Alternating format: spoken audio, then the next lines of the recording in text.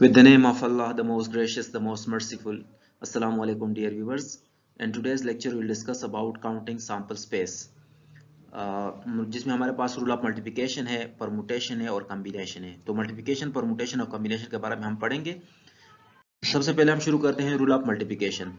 अब ये होता है कि हमारे पास अक्सर जो रैंडम एक्सपेरिमेंट के आउटकम्स होते हैं उनको तो हम कभी लेस डाउन करके आसानी से काउंट कर लेते हैं। जब एक्सपेरिमेंट छोटा हो, उसके आउटकम्स कम हो तो ठीक है। लेकिन कभी कभार हमारे पास ऐसा हो जाता है कि बल्कि अक्सर औकात ऐसा हो जाता है कि जब रैंडम एक्सपेरिमेंट के आउटकम्स होते हैं वो बहुत ज़्यादा होते हैं, उनको हम लेस डाउन कर नहीं सकते और कंफ्यूजन क्रिएट करते हैं। बार बार उसको हम मे बी के उसको लिखते हुए हम सैंपल पॉइंट्स को रिपीट कर लें। तो उस एम्बेगुइटी से ख़त्म होने के लिए हमारे पास कुछ बिल्ट इन फार्मूलाज हैं जिनकी मदद से हम किसी रैंडम एक्सपेरिमेंट के जो पॉसिबल आउटकम्स हैं, जिसको हम सैंपल स्पेस का साइज कहते हैं, वो आसानी से कैलकुलेट कर सकते हैं। अब देखिए, पहले हमारे पास है रूल ऑफ मल्टीप्लिकेशन। तो रूल ऑफ मल्टीप्लिकेशन हम कब यूज करेंगे? अगर हमारे पास कोई कॉम्पोजिट रैंडम एक्सपेरिमेंट है। कॉम्पोजिट मींस के उसके अंदर छोटे छोटे रैंडम एक्सपेरिमेंट्स हैं, ठीक है, इन 2 या 3 या 4 रैंडम एक्सपेरिमेंट परफॉर्म किए हैं। अब उन एक्सपेरिमेंट में ऐसा है कि पहले एक्सपेरिमेंट के जो आउटकम्स हैं उनमें हर एक के करेस्पॉन्डिंग अगला एक्सपेरिमेंट कंडक्ट हो रहा है। अगर इस तरह सिचुएशन है तो फिर हम रूल ऑफ मल्टीप्लिकेशन को इस्तेमाल करेंगे। तो रूल ऑफ मल्टीप्लिकेशन का ये है कि if there is a composite random experiment then listing down all possible outcomes is practically not possible। तो उसके लिए हम फिर क्या करते हैं, देखिए ये हमारे पास कुछ एक्सपेरिमेंट्स हैं, रैंडम एक्सपेरिमेंट्स हैं। जैसे मैंने कॉइन टॉस किया, उसके बाद मैंने a coin tossed and a die rolled. ये अब पहले वाले को अगर हम देखें तो अ कॉइन टॉस ये तो एक सिंपल एक्सपेरिमेंट है, छोटा एक्सपेरिमेंट है। जैसे हम कॉइन टॉस करेंगे तो पॉसिबल आउटकम हम पता है कि 2 ही होंगे, या हेड होगा या टेल होगा, ठीक है, तो दैट्स सिंपल। लेकिन जब हम सेकंड एक्सपेरिमेंट के बारे में देखेंगे a coin tossed and a die rolled, so this is now a composite experiment. अब इस कंपोजिट एक्सपेरिमेंट में हम कहते हैं कि एक हमने कॉइन को टॉस किया और एक हमने डाई को रोल किया। तो ये इसमें हम जब कॉइन टॉस करेंगे तो कॉइन के पॉसिबल 2 आउटकम्स होंगे। उसके बाद हम डाई को रोल करेंगे तो डाई के पॉसिबली 6 आउटकम्स होंगे और करेस्पॉन्डिंग टू हेड और tail of the previous experiment यहाँ पर हमारे पास 6 पॉसिबल आउटकम्स होंगे। तो अब देखिए दोनों इंडिपेंडेंट है, एंड के साथ कनेक्टेड है, और पहले का जो आउटकम है उसकी वजह से दूसरा मुतासिर नहीं हो रहा। तो इस सिचुएशन में हमारे पास जो सैंपल पॉइंट हम काउंट करेंगे, इसका जो ये जो रैंडम एक्सपेरिमेंट है, जो कंपोजिट रैंडम एक्सपेरिमेंट है, इस कंपोजिट रैंडम एक्सपेरिमेंट में जो सैंपल पॉइंट या जो सैंपल स्पेस का साइज है वो हम कैसे फाइंड करेंगे? वो हम इनको पहले वाले के पॉसिबल आउटकम कितने हैं, 2 हैं, उसको मल्टीप्लाई कर लेंगे जो नेक्स्ट एक्सपेरिमेंट है। तो पहले के इस जो कॉइन टॉस हमने किया इसके 2 पॉसिबल आउटकम्स थे, ठीक है, और जो हमने डाई रोल की तो उसके भी पॉसिबल आउटकम्स कितने थे, 6 थे। तो 2 मल्टीप्लाइड बाय 6 इक्वल टू 12। यहाँ पर हम लेस डाउन कर सकते हैं H1 H2 H3 H4 H5 H6। तो आप देख सकते हैं कि पहले के H के अगेंस्ट 1 भी आ सकता है, 2 भी आ सकता है, 3 4 5 6 आ सकता है। सिमिलरली पहले के टेल के अगेंस्ट भी नेक्स्ट का 1 2 3 4 5 6 तक आ सकते हैं। तो दिस इज हाउ कि हम कंपोजिट रैंडम एक्सपेरिमेंट के जो पॉसिबल आउटकम है उसको हम फाइंड कर सकते हैं। अब यहाँ पर देखें 2 कॉइंस और टास्क। अब 2 कॉइंस जब हम टास्क करते हैं तो इसका मतलब है कि एक या कॉइन टास्क किया, फिर उसके बाद दूसरा टास्क किया, या एक का आउटकम चेक किया उसके बाद दूसरे का आउटकम चेक किए, तो ये भी एक कंपोजिट रैंडम एक्सपेरिमेंट है। अब पहले का जो आउटकम्स होंगे वो कितने होंगे, एक कॉइन के 2 होंगे, और नेक्स्ट कॉइन के आउटकम्स कितने होंगे, वो भी 2 होंगे। तो टोटल कितने हो गए, 2/2, ठीक है। लिहाजा 2/2 इक्वल टू 4। या हम इसके जो पॉसिबल आउटकम्स होंगे वो आसानी से कैलकुलेट कर सकते हैं। लेकिन इसका जो सैंपल स्पेस का जो साइज होगा, अब देख सकते हैं यहाँ पर जो सैंपल स्पेस का साइज होगा उसमें 4 पॉइंट्स होंगे। अब यहाँ पर देखें, 1 boy is selected from a class of 10 boys, ठीक है। तो ये 10 लड़कों का एक क्लास है, उसमें से हम किसी एक लड़के को पिक कर रहे हैं, एक लड़के को सिलेक्ट कर रहे हैं। सो दिस इज एक सिंपल एक्सपेरिमेंट है, और ये सिंपल एक्सपेरिमेंट है, इसमें कोई हमारे पास वो नहीं है, चॉइस नहीं है, क्योंकि 10 में से हमने एक को पिक किया, हमारे पास 10 पॉसिबल वेज हैं, ठीक है। तो इसमें हमारे पास 10 ही पॉसिबल है। ये हमारे पास रूल ऑफ मल्टीप्लिकेशन इस पर नहीं लागू हो सकता, क्योंकि द एक्सपेरिमेंट इज सिंपल। अगर इसके साथ एक दूसरा एक्सपेरिमेंट होता तो तब हम फिर इसको रूल ऑफ मल्टीप्लिकेशन से कर दें। अब इसको देखें, अब 1 boy is selected from a class of 10 boys and 1 girl is selected from a class of 5 girls. तो आप देखिए ये एक रैंडम एक्सपेरिमेंट है जो 2 पार्ट्स पर मुश्तमिल है। पहला वाला पार्ट है कि 10 बॉय में से हमने एक बॉय को पिक किया, और सिमिलरली 5 गर्ल्स में से हमने एक गर्ल को पैक किया। तो ये जो हम पैकिंग करते हैं basically they are two experiment and they are related in the sense के ये कंबाइन एक्सपेरिमेंट है। तो उस सिचुएशन में पहले के पॉसिबल आउटकम कितने हैं, 10 हैं, और सेकंड के पॉसिबल आउटकम कितने हैं, 5 हैं। तो 10 5 आर 50, तो 50 पॉसिबल आउटकम होंगे, पहले के 10 और दूसरे के 5। ठीक है, अब इनको मैं लेस डाउन नहीं कर सकता क्योंकि हर एक स्टूडेंट का नाम लिखना, उसके अगेंस्ट फिर पॉसिबल जो कॉम्बिनेशन बनेगा बहुत ज्यादा होंगे। So that's why 10 5 are 50। अब 50 को हम लेस डाउन करेंगे तो काफी टाइम लगेगा, इसलिए हम आसानी के साथ जो अपना एक्सपेरिमेंट है उसका जो सैंपल जो साइज है वो आसानी से फाइंड कर सकते हैं। नेक्स्ट हमारे पास है 2 boys are selected from a class of 10 boys। अब देखें 10 बॉयज की क्लास में से हम 2 बॉयज को पिक कर रहे हैं। तो दिस इज क्या है, रैंडम कंपोजिट रैंडम एक्सपेरिमेंट है। पहले मैंने एक लड़के को पिक किया, उसके बाद मैंने दूसरे लड़के को पिक किया। तो पहले को जब मैं पिक करूंगा तो मेरे पास कितनी पॉसिबल चॉइस है, क्योंकि 10 में से मैंने एक को उठाना है, तो मे बी फर्स्ट हो, मे बी सिक्स्थ हो, मे बी नाइन्थ हो। तो मेरे पास 10 पॉसिबल चॉइसेस हैं कि मैं किसी एक लड़के को पिक कर लूं। उसके बाद जब नेक्स्ट लड़के को पिक करूंगा तो मेरे पास टोटल कितने बचे हैं, 9 बचे हैं। तो 9 में से मैं एक उठाऊंगा, तो नेक्स्ट वाले के पास ऑप्शन कितने होंगे, 9 होंगे, और फर्स्ट वाले के पास होंगे 10। तो टोटल कितने होंगे, 10 9s आर 90। सो 90 मेरे पास पॉसिबल ऑप्शंस होंगे, इस केस में 90 पॉसिबल ऑप्शंस होंगे।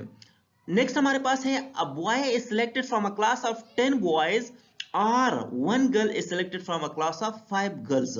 इसमें एक जो यहाँ पर ये वाला जो एक्सपेरिमेंट है, ये वाला तरीका जो है इसको हम थोड़ा परमुटेशन के जरिए करेंगे, लेकिन जो लास्ट वन है ना, ये मल्टीप्लिकेशन के रूल के लिए कंपैटिबल नहीं है। अब अगर देखेंगे तो इसमें एक बड़ी बात तो ये है कि ये और के जरिए कनेक्ट हुआ है। तो आर के जरिए जब कनेक्ट हुआ है तो ये मतलब है कि ये एक बिल्कुल सेपरेट एक्सपेरिमेंट है और ये एक सेपरेट एक्सपेरिमेंट है। लिहाजा इन सेपरेट एक्सपेरिमेंट्स को हम नहीं टेकअप कर सकते रूल ऑफ मल्टीप्लिकेशन के तहत। तो 1 boy selected from a class of 10 boys ये एक जुदा सेपरेट एक्सपेरिमेंट है, and 1 girl selected from a class of 5 girls जो कि बिल्कुल एक सेपरेट एक्सपेरिमेंट है। इस किस्म के एक्सपेरिमेंट जब होंगे उनको फिर हम एड अप करेंगे, ठीक है। तो उनको हम मल्टीप्लाई नहीं करते, बहरहाल वो लेटर ऑन हम इनको समझेंगे। और यहाँ पर जो ये वाला सीन है, ये भी हम यहाँ पर रूल ऑफ मल्टीप्लिकेशन से इसको कर सकते हैं, लेकिन इसके लिए जो मोर अप्रोप्रिएट चॉइस है वो रूल ऑफ परमुटेशन है।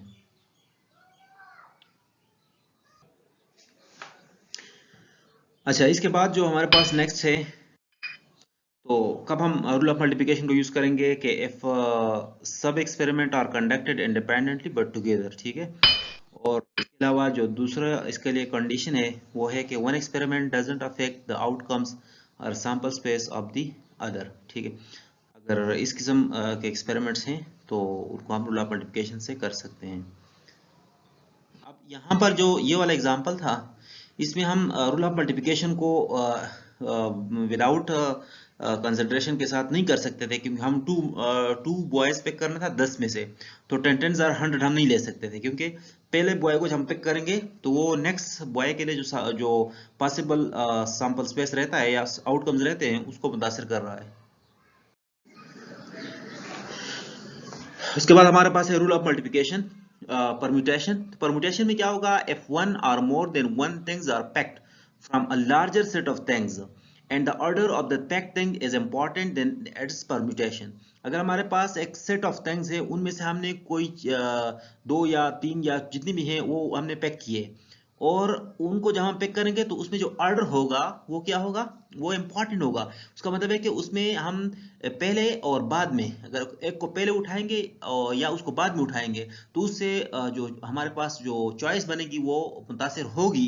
तो तब हम रूल ऑफ परम्यूटेशन को यूज करेंगे। इसके लिए मिसाल यहाँ पर देखें, हमारे पास तीन फॉर एग्जांपल एक सेट है जिसमें 3 चीजें हैं, और इनमें से हमने कितने पैक करना है, टू को पैक करना है। अब हम टू को पैक करना है और जिसमें ऑर्डर इंपॉर्टेंट है, तो पहले मैं ए बी को पिक करता हूँ, ठीक है।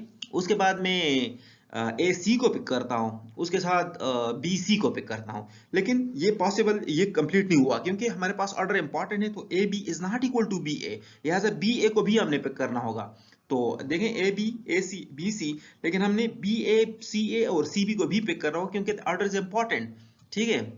इसका मतलब है कि अगर हमने किसी क्लास में एक क्लास है और क्लास से हमने फर्स्ट और सेकंड पोजीशन के स्टूडेंट्स लेना है, तो जाहिर सी बात है जो फर्स्ट आएगा और दूसरा कोई सेकंड आएगा। अब दूसरा फर्स्ट आएगा, पहला सेकंड आएगा, तो वो चीज मैटर करती है, यानी फर्स्ट और second is not equal to second and first. ठीक है, कि दो दो स्टूडेंट्स के लिए। तो ये अगर जब इंपॉर्टेंट होगा तब हम यूज करेंगे रूल ऑफ परम्यूटेशन। अच्छा, इसका हम जो फार्मूला है वो क्या है? अगर हम आर ऑब्जेक्ट्स, आर से फॉर एग्जांपल आर कुछ भी हो सकता है, तो आर ऑब्जेक्ट हम पिक करते हैं एक सेट से जिसमें टोटल एन है। ठीक है, एक सेट है जिसमें टोटल हमारे पास एन एलिमेंट्स हैं। ठीक है, फॉर एग्जांपल यहाँ पर आप कंसिडर करें कि ये मेरे पास एक सेट है और इस सेट में टोटल जो एलिमेंट्स हैं वो कितने हैं? वो एन है। इन एन में से हमने पिक करने हैं आर। ठीक है, आर जो एक सबसेट है, यहां से हमने वो पिक करने हैं। अब आर जब हम पिक करेंगे तो उसके लिए हमारे पास जो फार्मूला होगा वो क्या होगा? वो n p r equal to n factorial divided by n minus r factorial. ठीक है, तो n minus r whole factorial. तो ये हमारे पास एक फार्मूला। अब इस फार्मूला को हम डिराइव करते हैं। तो डिराइव करने के लिए देखें, consider there are n objects of which are to be chosen. N हमारे पास टोटल ऑब्जेक्ट्स हैं, उन एन में से हमने आर को उठाना है। तो जब मैं पहले उठाऊंगा तो मेरे पास एन चॉइस होंगे, एन ऑप्शंस होंगे, 1 2 3 4 5 एंड एन तक। तो मेरे पास एन ऑप्शंस होंगे पहले वाले को उठाने के लिए। तो first can be chosen in n ways. अब अगर हम नेक्स्ट को देखें तो second can be chosen in n minus one ways. जब क्योंकि पहला हमारे पास हमने n में से एक निकाल लिया है, तो अब टोटल कितने रहते हैं? n-1 रहते हैं। अब n-1 में से भी मैंने एक उठाऊंगा। सिमिलरली नेक्स्ट जब सेकंड जो थर्ड में उठाऊंगा तो वो n-2 में से उठाऊंगा, क्योंकि मेरे पास दो तो चले गए हैं, फर्स्ट और सेकंड मैंने उनसे निकाल लिए हैं, तो टोटल n-2 रहते हैं। अब उन n-2 में से मैं एक उठाऊंगा जो थर्ड होगा। इस तरह जो आर्थ होगा हमारे पास, फोर्थ जो होगा वो n-3 होगा, और जो आर्थ ऑब्जेक्ट होगा वो कितना होगा? अब देखें, ये जो थर्ड था वो कितना था? n-2, 4 n-3, तो r कितना होगा? n-r-1, यानी n-r-1 यानी n-, अब यहां पर देखें ना, n- r हमारे पास 4 था, तो n-3 जो है this is nothing but r-1, जो r हमारे पास 4 है। ठीक है, तो 4-1, तो ये हमारे पास जनरल फार्मूला हो गया, कैन बी चूजर n-r-1। इसको मैं सैंपल करता हूं, तो माइनस को मैं ब्रैकेट के अंदर ले आता हूं, तो n-r+1। लिहाजा आर्थ ऑब्जेक्ट को पिक करने के लिए जो मेरे पास चॉइसेस रहेंगे, ऑप्शंस रह जाएंगे, वो कितने होंगे? वो n-r+1 होंगे। इसको यहाँ पर ग्राफिकली जब देखें, मेरे पास ये ऑब्जेक्ट्स हैं जो टोटल कितने हैं? n है फॉर एग्जांपल। अब पहला जब मैं उठाऊंगा तो मेरे पास इनमें से कोई भी एक उठा सकता हूं, तो कोई एक इनमें से भी पिक कर सकता हूं। लिहाजा I have n possible options to pick up a single element out of n elements. Next हमारे पास जब इसको मैं उठा लूंगा तो टोटल मेरे पास कितने रहेंगे? एक मैंने इससे निकाल लिया। जब एक निकाल लिया, इनमें से कोई एक मैंने फॉर एग्जांपल निकाल लिया, जब एक मैंने निकाल लिया तो टोटल मेरे पास कितने रहते होंगे? अब n-1 रहेंगे। ठीक है, टोटल n-1 रहेंगे। तो लिहाजा सेकंड जब मैं इनसे पिक करूंगा तो कितने पॉसिबल वेज होंगे उनके लिए? n-1 पॉसिबल वेज होंगे। इनमें से कोई एक में n-1 पॉसिबल वेज के जरिए पिक कर सकता हूं। अब n-1 में से अगर मैंने कोई एक उठा लिया, ठीक है, तो अब मेरे पास टोटल कितने रहते होंगे? n-2 रहते होंगे। तो n-2 में से मैंने एक उठाया, कोई एक पिक कर सकता हूं। सिमिलरली यहां पर मैं n-r+1 में से मैं कोई एक उठा सकता हूं। अब अगर हम देखें तो these all are random experiments, और हर एक्सपेरिमेंट दूसरे से इंडिपेंडेंट है। इसके लिए पॉसिबल वेज कितने थे? n थे। इसके लिए कितने थे? n-1 थे। इसके लिए कितने थे? n-2 थे। सिमिलरली इसके लिए कितने थे? n-r+1 थे। लिहाजा इनको मैं रूल ऑफ मल्टीप्लिकेशन के जरिए प्रोडक्ट इनका मालूम कर सकता हूं। पहले वाला n था, तो n multiplied by n-1 multiplied by n-2 multiplied by n-r+1। सो ये हमारे पास हो गया परम्यूटेशन का फार्मूला। अब मैं क्या करता हूं, इसको मैं मल्टीप्लाई करता हूं n-r, n-r-1, n-r-2, n-r-3 up to so on 2 तक। एंड सिमिलरली इसी से मैं डिवाइड भी करता हूं, तो n-r, n-r-1, क्योंकि ये दोनों आपस में फिर क्रॉस होकर यही चीज रह जाएगी, इसीलिए मैं इनको मल्टीप्लाई एंड डिवाइड भी कर लेता हूं इसी चीज से। अब नीचे अगर हम देखें तो n-r, फिर उससे एक कम n-r-1, फिर उससे एक दूसरा कम n-r-2 एंड आखिर में 2 1। This is nothing but n-1 factorial. ये वाला जो पार्ट है ये क्या है? दिस इज n-1 फैक्टोरियल, ये नीचे जो डिनोमिनेटर में है। और ऊपर वाला अगर हम इसको एक जगह इन सब को कनेक्ट कर लेते हैं तो हमारे पास क्या आ जाएगा? n into n minus 1, n minus 2, n minus 3, n minus so on and to n 1 तक। नीचे हमारे पास क्या हो गया, n minus r फैक्टोरियल आ गया। अब ऊपर वाला अगर देखें तो ये फार्मूले के रूप से n है मल्टीप्लाइड बाई x से उससे एक कम, जैसे 10 9 8 10 by 9 by 8 by 7, तो ये is nothing but n factorial. तो नॉमिनेटर में हमारे पास आ गया n फैक्टोरियल और डिनोमिनेटर में हमारे पास आ गया n minus r फैक्टोरियल। और ये आप देख सकते हैं this is the formula for permutation. तो ये हमारे पास रहा परम्यूटेशन का फार्मूला। अब फाइनली हमारे पास जो नेक्स्ट रूल है वो है रूल ऑफ कॉम्बिनेशन। ठीक है, तो रूल ऑफ परम्यूटेशन के रिलेटेड पहले कुछ एग्जांपल्स हैं वो कर लेते हैं। 5 holy books Quran, Taurat, Zabur, Injil and Bukhari are there in a shop. एक दुकान में ये 5 किताबें हैं। Ali decided to give one each to Ali, Jordan and Noman. ठीक है, अली ने जो है क्या करना है, इन 3 बंदों को, नेक्स्ट अली को और जॉर्डन और नोमान को, ठीक है, इन 3 बंदों को एक एक बुक इसने गिफ्ट करनी है। तो how many options does he have, कितने उसके पास हैं ऑप्शंस। देखें अब उसमें ये यहाँ पर ऑर्डर मैटर करता है, क्योंकि अली को अगर एक बुक देता है, कुरान देता है या फिर तौरात देता है या फिर ज़बूर देता है, तो इसमें उसके लिए जो ऑर्डर है वो इम्पोर्टेंट है। इसीलिए ये प्रॉब्लम है परम्यूटेशन का। अब देखें अली के लिए कितनी चॉइस हैं, पहले को देने के लिए उसके पास 5 चॉइसेस हैं, या उसको कुरान देगा या तौरात या ज़बूर या इंजील या बुखारी, कोई एक उनमें से एक पिक करके उसको दे देगा। अब बाकी जो रहेंगे, बाकी के लिए कितने रहेंगे, 4 रहते हैं। तो जॉर्डन को उसके पास, जॉर्डन को देने के 4 ऑप्शंस होंगे और इस तरह जो नुमान है उसको देने के लिए 3 ऑप्शंस होंगे। लिहाजा टोटल हमारे पास जो होंगे वो क्या होंगे, इन सब को हम मल्टीप्लाई करेंगे तो 5 by 4 by 3 60 आ जाएगा और 60 हमारे पास पॉसिबल ऑप्शंस होंगे। अब यहाँ पर देखें फार्मूले पर भी करेंगे तो फार्मूले में भी इसी तरह 60 ऑप्शंस आ जाएंगे। सिमिलरली नेक्स्ट जो हमारे पास क्वेश्चन है वो ये है कि 2 एम्प्लॉइज, एक क्लर्क है और एक पीएन है, r to be selected from 10 applicants of same qualification, how many ways are there. अब देखिए 10 एप्लीकेंट्स हैं, उनमें से हमने 2 को पिक करना है, लेकिन 2 जो है वो हम सेम पोस्ट के लिए नहीं पिक कर रहे, बल्कि एक क्लर्क है और एक पीएन है, लिहाजा उनमें ऑर्डर इंपॉर्टेंट होगा। मे बी एक को मैं क्लर्क कर लूं, दूसरे को पीएन, या दूसरे को पीएन दूसरे को क्लर्क। ये 2 चीजें जो हैं ये डिफरेंट है। ठीक है, मतलब ए अगर क्लर्क है और बी पीएन है तो ये एक ऑर्डर हो गया, बी अगर क्लर्क है और ए पीएन है तो ये एक दूसरा ऑर्डर हो गया, लिहाजा इसमें ऑर्डर मैटर करता है। लिहाजा this is again the problem of permutation. और उसके लिए पहले के चॉइस होंगे 10 में से कोई एक हमने रैंडम पिक किया, या उसके बाद जो सेकंड होगा जो क्लर्क के लिए या पीएन के लिए जो हम करेंगे वो कितने होंगे, 9 चॉइसेस होंगे, तो 9 में से एक पिक करेंगे तो 9 10s are 90, फार्मूले से हम करेंगे तो भी ये आ जाएंगे। ठीक है, नेक्स्ट रूल ऑफ कॉम्बिनेशन। तो कॉम्बिनेशन क्या है, आपको कॉम्बिनेशन का ये है, इफ वन और more things are chosen from a set of things and order of the chosen things is not significant. इसमें ऑर्डर जो है वो सिग्निफिकेंट ना हो, मतलब ए बी हम ले लें तो वो बी ए का काम भी करेगा, मतलब ए बी और बी ए एक चीज होगी, तो तब हमारे पास हम यूज करेंगे कॉम्बिनेशन। अब ये देखिए मेरे पास ए बी सी डी 4 हमारे पास चीजें हैं, इनमें से मैंने 2 पिक करना है और 2 मुझे पता है कि इनमें ऑर्डर क्या है, सिग्निफिकेंट नहीं है, तो ए बी मैंने पिक किया, उसके बाद मैंने ए सी पिक किया और उसके बाद ए डी पिक किया। सिमिलरली बी सी पिक किया और उसके बाद बी डी पिक किया और फिर उसके बाद सी डी पिक किया। तो ये जो पॉसिबल कॉम्बिनेशन है यही बनते हैं। अब इसके अलावा मैं और नहीं बना सकता, क्योंकि ए बी और बी ए एक चीज है, तो ए बी और बी ए में नहीं लगा सकता, दोबारा एक दूसरा चॉइस भी उठा लूं जिसमें बी ए, क्योंकि बी पहले उठाया और ए को बाद में उठाया, दैट डजंट मैटर। तो अगर इनका ए बी और बी ए एक जैसा नहीं है तो ये प्रॉब्लम होगा कॉम्बिनेशन, और इस तरह हम उसको करेंगे।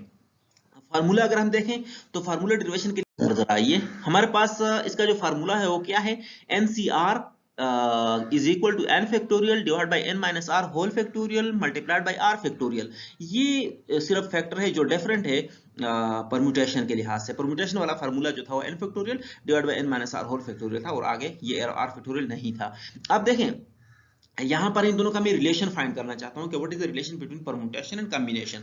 देखें जब हमारे पास ए बी एक सेट हो, इस सेट में से हमने क्या r इज इक्वल टू 2 और n इज इक्वल टू भी 2 है, क्योंकि 2 चीजें हैं और 2 में से हमने दो को पिक करना है, तो मेरे पास पॉसिबल परम्यूटेशन क्या है, या ए बी और बी ए है, लेकिन पॉसिबल कॉम्बिनेशन क्या है, वो सिर्फ ए बी है, क्योंकि ए बी और बी ए एक चीज है, लिहाजा this is nothing but permutation divided by 2। अब यहाँ पर देखें A B A C B C B A C B, ये हमने आर इक्वल टू 2 बल्कि n इक्वल टू 3 से हमने पिक किया है। तो इसके जो टोटल परमुटेशन बनते हैं वो क्या है, 3p2 इक्वल टू 6 बनते हैं। लेकिन इसके कॉम्बिनेशन कितने बनेंगे, वो ए बी ए सी और बी सी, इनको हम दोबारा रिपीट नहीं करेंगे क्योंकि ऑर्डर डजंट यहाँ पर सिग्निफिकेंट नहीं है।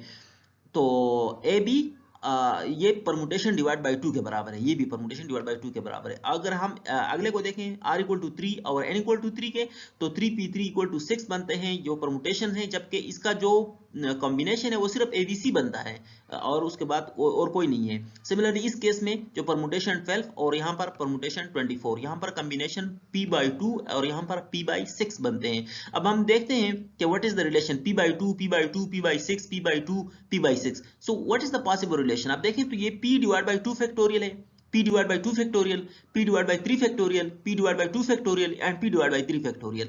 देखो अब परमुटेशन को हमने जब r फैक्टोरियल से डिवाइड किया, यहाँ पर देखें r कितना था 2, तो परमुटेशन डिवाइड बाई 2 फैक्टोरियल, यहाँ पर r 2 था, परमुटेशन डिवाइड बाई 2 फैक्टोरियल यहाँ पर, ठीक है।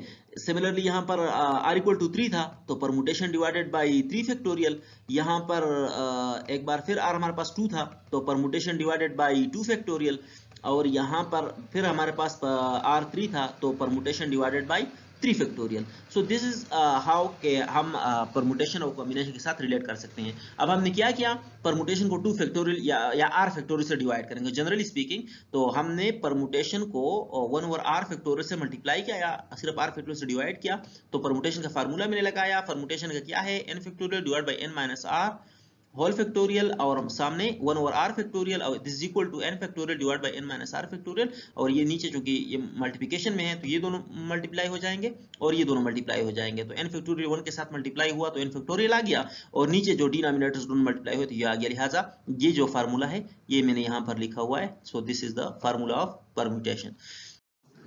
अब हमारे पास कुछ न्यूमेरिकल क्वेश्चंस हैं, या पहले लेकिन इन how many veg 2 students can be selected from a class of 8 student. यहाँ पर किस चीज का प्रॉब्लम है, ये कॉम्बिनेशन का प्रॉब्लम है। क्यों, क्योंकि हम जो 2 स्टूडेंट्स पिक कर रहे हैं उनको ए बी या बी ए एक चीज है। मैंने अली और उस्मान को उठाया, या फिर मैंने उस्मान को पहले उठाया अली को बाद में उठाया, लेकिन 2 मैंने पिक किए हैं, उनमें जो ऑर्डर है वो इंपॉर्टेंट नहीं रहा।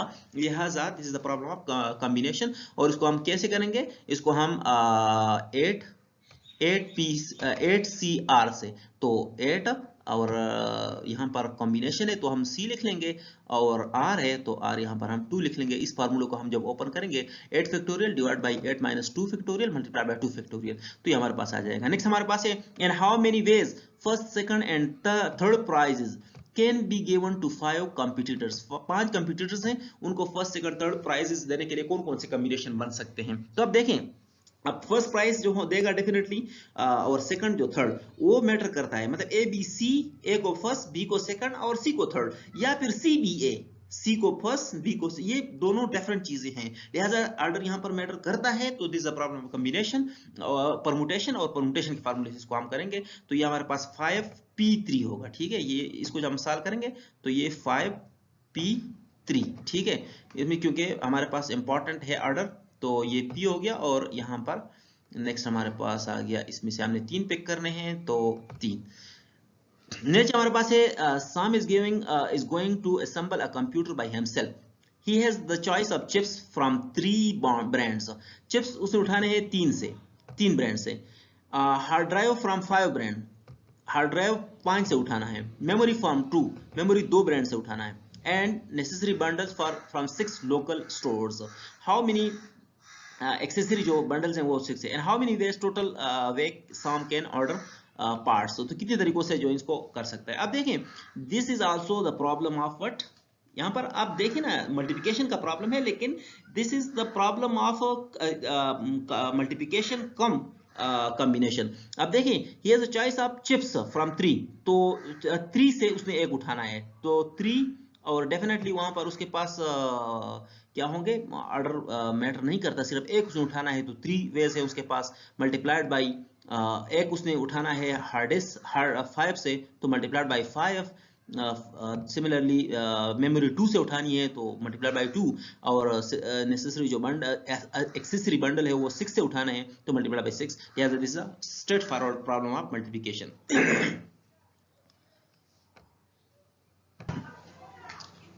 इसी तरह हमारे पास भी कुछ और एग्जांपल्स हैं जो आप खुद ट्राई कर सकते हैं, और ये आप देख सकते हैं कुछ प्रॉब्लम को मैंने पार्शियली सॉल्व भी किया हुआ है, तो आप इनको खुद देख सकते हैं। आप पहले ही फाइंड करें कि कौन से प्रॉब्लम से बिलोंग करते हैं, किस तरीके से हो सकते हैं, उसके बाद उसको फिर कैलकुलेट करें अकॉर्डिंगली। ठीक है, थैंक यू सो मच, खुदा हाफिज।